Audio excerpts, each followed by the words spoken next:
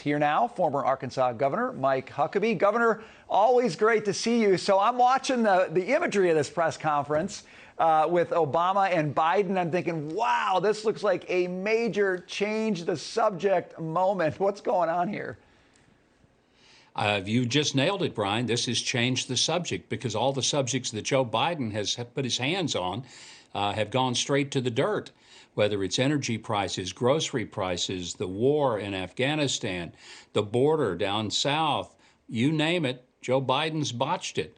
And so President Obama comes in to try to, ride in the horse and save the day. I just don't think that it's going to be enough. But, if I were Biden, I'd be begging President Obama to come back every day and take to the podium, because he'll make sense with what he says. And quite frankly, even when he's scripted, Joe Biden, most of the time, goes off script and doesn't make sense. You know, what strikes me here is the strategy seems to be, and this is what Hillary Clinton said the other day. She said, you got to talk about the good news. Talk about the good news. Well, what it looks like is they're kind of reaching back and saying, well, we thought this was good news, a couple administrations ago. Let's talk about that. Governor, what's the good news? Is there any good news to talk about that they're just not getting out there to talk about? I'm missing it. I guess there must be. But you know what this reminds me of? Remember the movie Napoleon Dynamite and Uncle Rico, who is still, after 25 years, he's still reliving his high school moment as a football quarterback. And that's as high up in his world as he'll ever be. And so all he can do is reach back to the days that once were. I'm watching Joe Biden and I'm thinking, I'm watching Uncle Rico. He's still wearing his high school letter jacket. He's got his class ring on, and he's trying to throw passes at a open tire tied to a tree and pretend that somehow his glory days are still there. If there's something special that I'm missing Joe Biden's getting done for the American economy or the American consumer, it's sliding right past me. I love the Uncle Rico reference. There's a little Uncle Rico in all of us, though, isn't there, Governor? I gotta ask you about this. So I gotta ask you about Kamala Harris, because she's down in D.C. at a school today, and all the images are all over. You'll see them on the screen here in just a second. And she's with these children, and she's not wearing a mask, and they are. Now, look, these kids are not required to wear a mask. Okay, let's be clear. In this picture, they don't have to, but they are. And it's her, and she's not. And this, to me, seems to be the image that Democrats are stuck with heading to the midterms. Talk about why these images are so powerful when it comes to what happens in November of this year.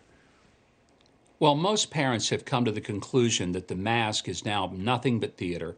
CDC has said it's really not going to prevent or inhibit Omicron or other forms of the virus, so it's time to get rid of the mask. But there's some people that just can't let go of these masks, and some schools are forcing it. New York City is forcing it for little kids, but not for the adults, which just makes no sense whatsoever, since of all the people, kids are the ones who least need to wear a mask, because when they wear one, they're constantly putting their hands up to their face, their dirty little hands that have just picked up lizards and toads and all sorts of things, and then stick it up there under their mask. That's not a healthy way to live, COVID or not. So I think this is what the Democrats have been reduced to. They're the mask-wearing people. And if people really want to wear masks for the rest of their life, vote Democrat.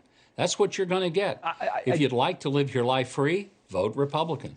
I think they are stuck with it, but it is because it's not that they haven't earned it. Mayor Adams here in New York saying that you've got to have the mask on the 2 to 4-year-olds. That's what you're going to earn when you do things like that. Really quickly, Jennifer Rubin, a well-known Biden cheerleader, writing, President Biden's approval rating remains deeply worrying for congressional Democrats as they head into the midterms. The approval rating's bad, but I think, as you pointed out earlier, it's just that there's no real roadmap out of this, it seems, from the Biden administration. Can they turn anything around before November? I don't really think so. Jennifer Rubin, if there's one person left who's still cheering them on, it's a person who once pretended to be a conservative. She's as liberal as anybody could be. She is the cheerleader, but she's dropped her pom-poms and she's just gone to yelling. And it just isn't working. Nobody's paying attention to her. They haven't in a long time. But her message is the one thing that is correct. Democrats are in a world of hurt. And the only thing they can do to get out of this is put on sackcloth and ashes and repent. Repent of their policies and apologize for them, because they've hurt the country. Well, you might not see sackcloth and ashes, but you might see more of Barack Obama in the days ahead. We'll see what happens with that. Governor, always good to see you. Thanks for being here.